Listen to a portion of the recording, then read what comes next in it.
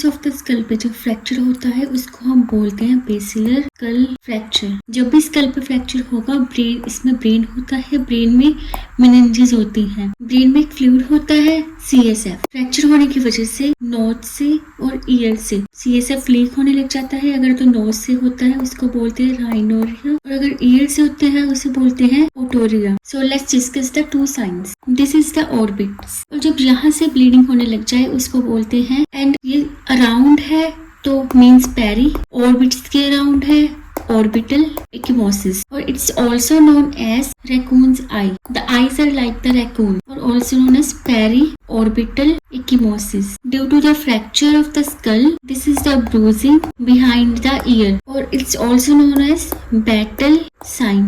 ये देखने को मिलता है in the basilar skull fracture.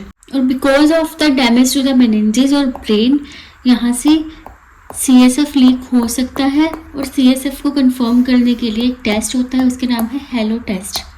Clear fluid होता है जो ब्रेन की मेनिंजेस में पाया जाता है। तो जब भी ओटोरिया और राइनोरिया होता है हम एक गॉस पीस लेते हैं और उस पे कलेक्ट करते हैं। अगर तो सेंटर में ब्लड और पेरिफेरी में येलो डिस्कलरेशन देखने को मिल रही है तो it means it is a CSF leak हो रहा है, और इस कंडीशन में हम कोई भी ट्यूब इंसर्ट नहीं करते, no NG tube, OG tube, nothing, because chances होते हैं कि वो ब्रेन में मूव हो जाए, and this test is known as halo sign.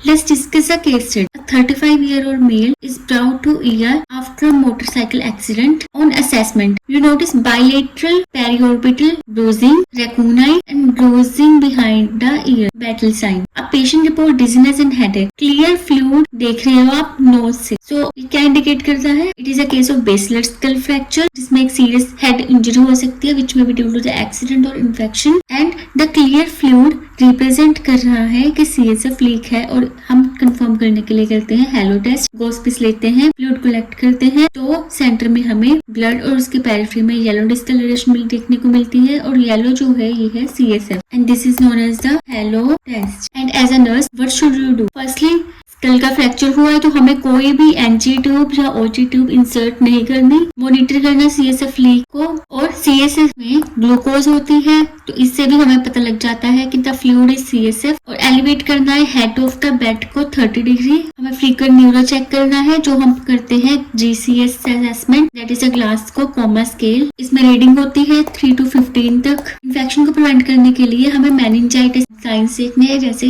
Kernig sign and Brudzinski sign. And for the NCLEX, if the patient has raccoon eye and the battle sign, it is a sign of the basilar skull fracture.